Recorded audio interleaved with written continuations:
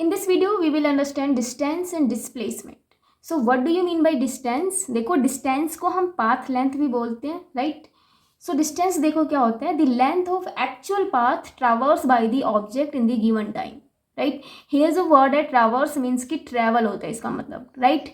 So the actual path जो object travel करता है किसी given time में उसको क्या बोलते हैं हम? distance या फिर path length, right?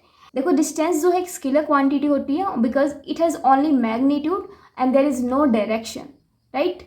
Distance can never be zero और नेगेटिव। डिस्टेंस कभी भी जीरो एंड नेगेटिव नहीं हो सकती, बट येस ये ऑलवेज पॉजिटिव होता है डिस्टेंस, राइट? सो ये जो पॉइंट्स है ये ध्यान रख रहे हैं कि ये स्केलर क्वांटिटी है एंड ये एक्चुअल पाथ होता है कोई ऑब्जेक्ट जो ट्रेवल करता है, एंड ये जीरो एंड नेगेटिव कभी नहीं हो सकता एंड ये ऑलवेज पॉजिटिव होता है, राइट?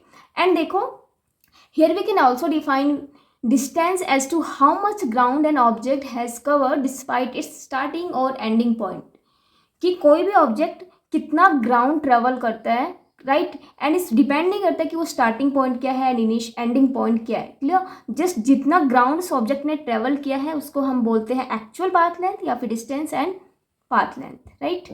एंड इसको हम मेजर करते हैं, ऐसा यूनिट जो होता है इसका मीटर होता है, राइट? सो इसको एग्जांपल से समझो डिस्टेंस क्या होता है, फिर क्लियर समझ आएगा। सो एग्जांपल देखो, suppose a body moves from position A to B through सी।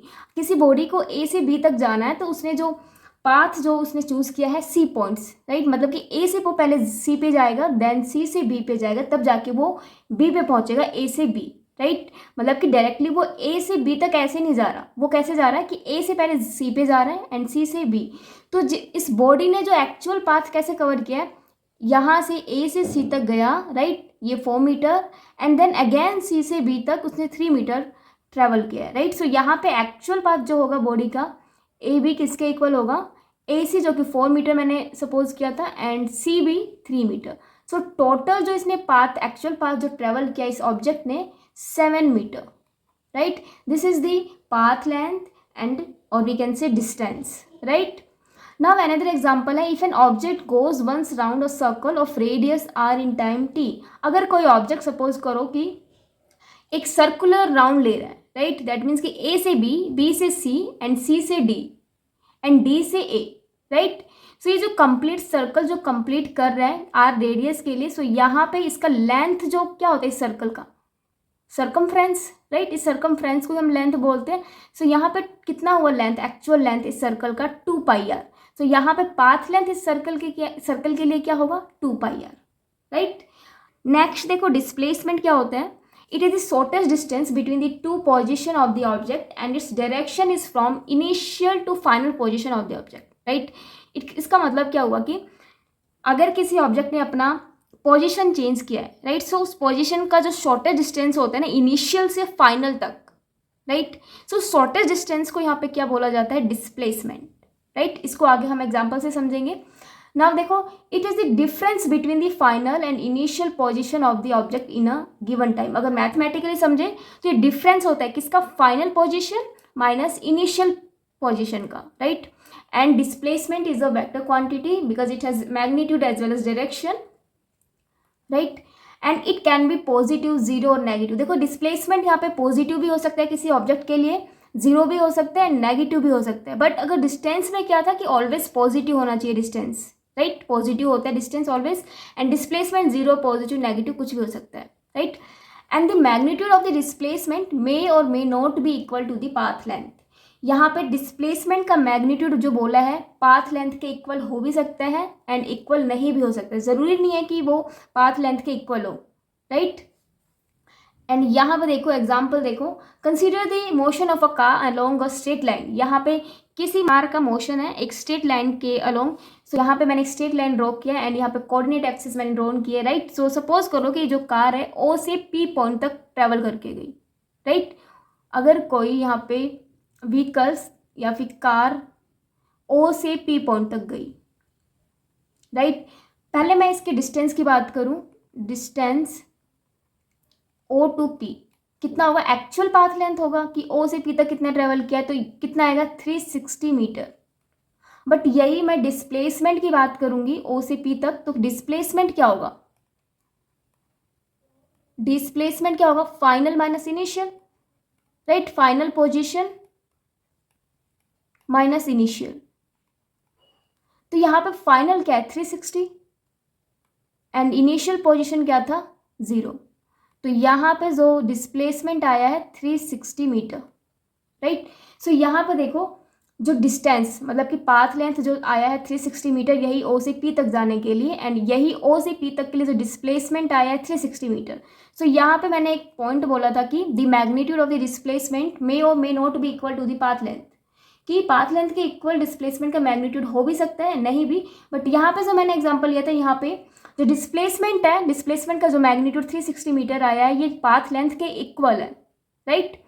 अब देखो अनदर सिचुएशन क्या ले सकते हैं हम, कि सेम अगर व्हीकल ओ से पी तक गया एंड अगेन वो पी से क्यू तक आ गया यहाँ पे, राइट। तो इस केस में पाथ लेंथ क्या होगा, जितना ट्रेवल किया एक्चुअल है ना, इनिशियल ओ से पी तक कितना गया 360, देन पी से क्यू तक गया कितना हुआ 40 का डिफरेंस है, राइट। सो कितना हो जाएगा 40 यहाँ 40 यहाँ एंड यहाँ पे 40, तो 40 को 3 से मल्टीप्लाई कर लेंगे तो कितना हो जाएगा 120, तो यहाँ से पी एंड क्यू तक का डिस्टेंस कितना है 120, सो यहाँ पे 120, तो ये कितना हो जाएगा 480 मीटर, राइट। ये पाथ लेंथ हुआ। अगर कोई कार ओ से पी तक गई ट्रैवल करके, देन पी से क्यू तक आई, तो पहले इसने जो एक्चुअल पाथ लेंथ जो ट्रैवल किया ओ से पी तक कितना कंप्लीट, एंड पी से क्यू तक जितना ट्रैवल किया वो एक्चुअल पाथ लेंथ, राइट। अगर मैं यहीं पर डिस्प्लेसमेंट पूछूं, सो डिस्प्लेसमेंट क्या होगा, देखो इनिशियली जो कार थी ओ पे एंड ओ से पी पर गई, इनिशियली जो कार थी ओ पे थी एंड वो ट्रैवल करके पी पॉइंट तक गई, देन पी से क्यू तक गई, तो यहाँ पे डिस्प्लेसमेंट के लिए कार का इनिशियल पॉइंट ओ है एंड फाइनल पॉइंट कौन सा है क्यू। तो डिस्प्लेसमेंट कैसे कैलकुलेट करते हैं, फाइनल पोजीशन माइनस इनिशियल, तो फाइनल तो ये है ना जो क्यू पे आके रुकी थी, तो 240 माइनस इनिशियल कितना है यहाँ पे 0, सो यहाँ पे 240 मीटर क्या आया डिस्प्लेसमेंट। सो यहाँ पे आप चेक कर सकते हो जो पाथ लेंथ जो हमने ट्रेवल किया था ओ से पी एंड पी से क्यू, तो 480 मीटर आया, यही डिस्प्लेसमेंट कितना आया 240 मीटर, तो यहाँ पे path length and displacement equal नहीं है, राइट। और इस केस में इक्वल था, तो distance and displacement may be equal or may not be equal, right. And third case और डिस्कस कर लेते हैं। देखो कार अगर ओ पॉइंट से पी पॉइंट तक जाएगी एंड पी से अगेन ओ पॉइंट तक आ गई, मीन्स कि ओ से पी एंड पी से अगेन उसी पॉइंट पे आ गई, कोइंसाइड हो गई ओ पॉइंट पे अगेन, सो यहाँ पे पाथ लेंथ कितना हो जाएगा, ओ से पी तक 360, फिर अगेन पी से ओ तक कितना हो जाएगा 360 प्लस 360 कितना हो जाएगा 720 मीटर, ये पाथ लेंथ होगा, राइट। अगर मैं यही डिस्प्लेसमेंट चेक करूं, तो डिस्प्लेसमेंट कितना आएगा इसका, इनिशियल यही था एंड दोबारा ओ से पी से ओ आ गई, तो यही इनिशियल एंड फाइनल यहीं पे कोइंसिडेंस हो गया, राइट। सो 0 माइनस 0, तो कितना आ जाएगा डिस्प्लेसमेंट इस केस में 0, राइट। अब देखो डिस्प्लेसमेंट हमने बोला था पॉजिटिव नेगेटिव एंड 0 कब होगा,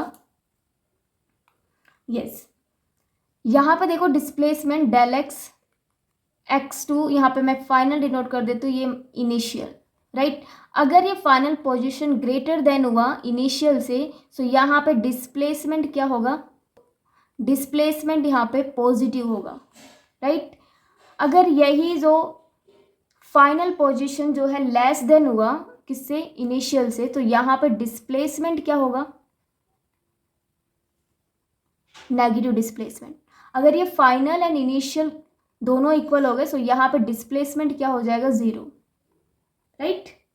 एंड इस एग्जांपल में भी डिस्प्लेसमेंट चेक कर सकते हैं। सो ये जो ए से बी तक आने के लिए जो सी जो पाथ था, इस पाथ के अलोंग ट्रेवल करके ऑब्जेक्ट आ रहा था ए से सी एंड सी से बी, तो टोटल पाथ लेंथ 7 मीटर। अगर मैं ए से बी के लिए अगर डिस्प्लेसमेंट की बात करूँ, सो यहाँ पे जो शॉर्टेस्ट जो पाथ होगा ए से बी तक जाने के लिए वो होगा हमारा डिस्प्लेसमेंट।